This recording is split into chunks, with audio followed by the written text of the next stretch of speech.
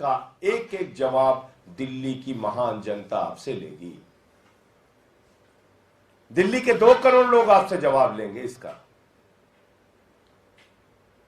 हमने तो कहा है कि जेल का जवाब वोट से दीजिए, इन यातनाओं का जवाब वोट से दीजिए, और पूरे देश की जनता ये जो आप कर रहे हैं इसका जवाब अपने वोट की ताकत से देगी। आपका कोई प्रश्न हो तो आप पूछ सकते हैं। आज आप तिहाड़ जेल मिलने जाने वाले थे, क्या राहत समय दिया गया, परिवर्तन हुआ है क्या पूरा मामला? उसमें कोई नया समय दिया गया है, लेकिन ये बड़ी हास्यास्पद बात है कि एक मुख्यमंत्री को और दिल्ली के एक सांसद को मुलाकात करने के लिए टोकन नंबर अलॉट कर दिया गया। भाई टोकन नंबर जब आपने अलॉट कर दिया तो उसके बाद मुलाकात कैसे कैंसिल कर सकते हैं? टोकन नंबर तो आपने दे दिया। इसीलिए मैं कह रहा हूं जेल के अधिकारी अपनी ओर से काम नहीं कर रहे हैं, मोदी सरकार के दबाव में काम कर रहे हैं, मोदी सरकार के दबाव में काम कर रहे हैं। तो आपने टोकन नंबर दे दिया और फिर आपने कैंसिल कर दिया। एक मुख्यमंत्री पंजाब के, एक सांसद दिल्ली के सामान्य तरीके से एक 3 बार के निर्वाचित मुख्यमंत्री से मिलना चाहते हैं।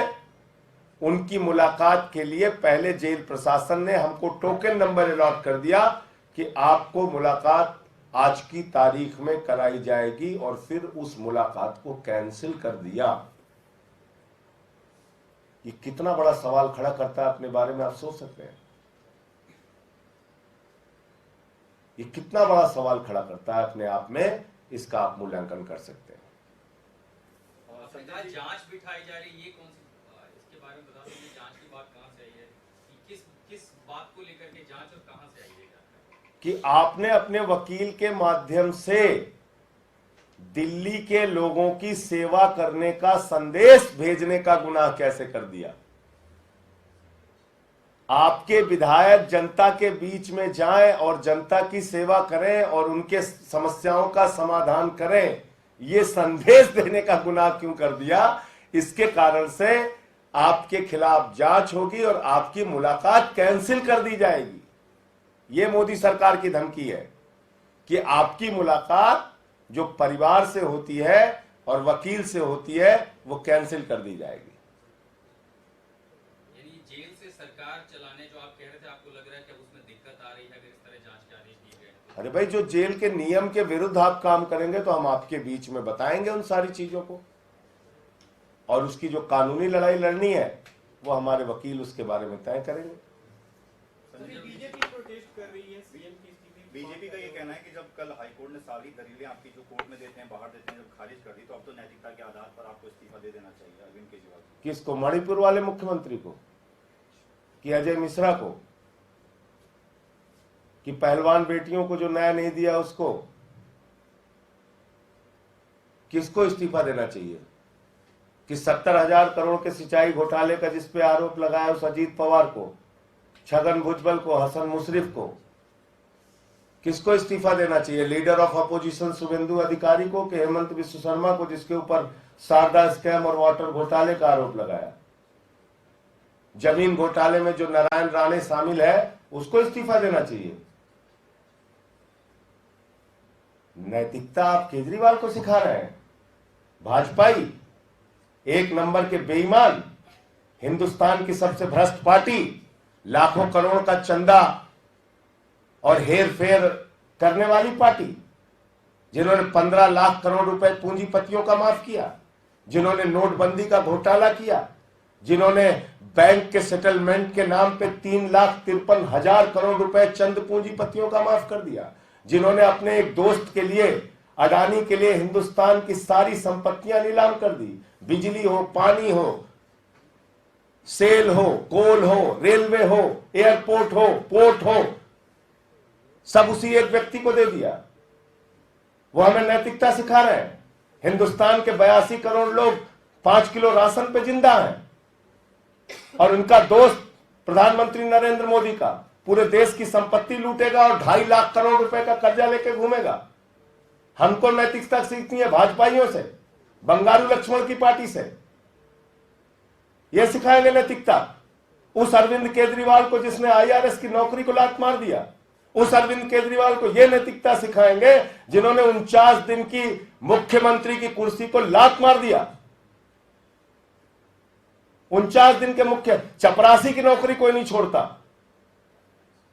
मुख्यमंत्री बने थे पहली बार दिल्ली के, 49 दिन के बाद लात मार दिया उस कुर्सी को। आज सवाल नैतिकता का नहीं है, याद रखिएगा, बार बार मैं इस बात को कह रहा हूं, याद रखिएगा इस बात को। नैतिकता का सवाल ही नहीं है। नैतिकता का सवाल होता तो सबसे पहले कारगिल के फौजी की पत्नी जहां पे निवस्त करके घुमाई गई, मणिपुर में दंगे हो रहे हैं 1 साल से, वहां पे इस्तीफा होता। नैतिकता का सवाल होता तो अजय मिश्रा टेनी का लड़का जो 4 किसानों को कुचल के मार देता है, उसका इस्तीफा होता। पहलवान बेटियों को न्याय मिलता। नैतिकता का सवाल होता तो, नैतिकता का सवाल होता तो चुन चुन के भ्रष्टाचारियों को अपनी पार्टी में शामिल करके मंत्री पद पर नहीं बिठा रहे होते मोदी जी। नैतिकता सिखा रहे हैं।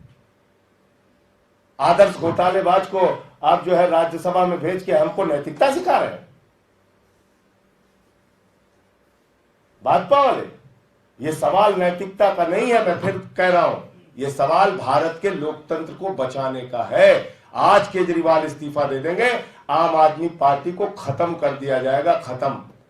सारे विधायकों को तोड़ा जाएगा, जेल में डाला जाएगा, हमारे मंत्रियों को जेल में डाला जाएगा, पंजाब के मंत्रियों को, विधायकों को जेल में डाला जाएगा, पंजाब के मुख्यमंत्री को जेल में डाला जाएगा, उनसे इस्तीफा मांगा जाएगा, स्टालिन को जेल में डालेंगे, विजयन को डालेंगे, सिद्धारमैया को डालेंगे, रेवंत रेड्डी को डालेंगे, ममता बनर्जी को डालेंगे, पूरे देश के विपक्षी पार्टियों को खत्म करेंगे, अखिलेश यादव को जेल में डालेंगे, तेजस्वी को जेल में डालेंगे।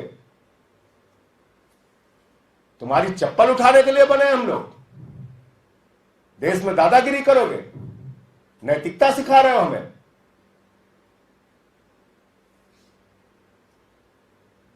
उत्तर भारत के बड़े बड़े नेताओं को, एक आदिवासी नेता को, हेमंत सोरेन को आपने जेल में डाल दिया,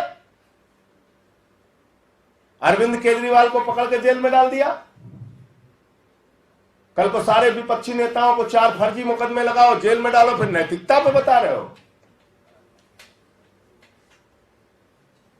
और उत्तर भारत के लोग इस चीज को देख रहे हैं कि कैसे टारगेट कर करके एक एक नेता को जेल में डाला जा रहा है।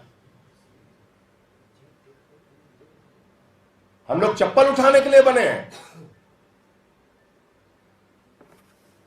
संजय भाई, आपके पंजाब के कुछ सांसद हैं और एक रिपोर्ट सामने आई, बता रही है कि आपके ये सांसद जब पूरे पार्टी के सभी नेता अरविंद केजरीवाल के समर्थन में तस्वीरें बदल रहे थे, प्रोफाइल लगा रहे थे, आपके राज्यसभा के सांसद जिसमें हरभजन सिंह से लेकर के बाकी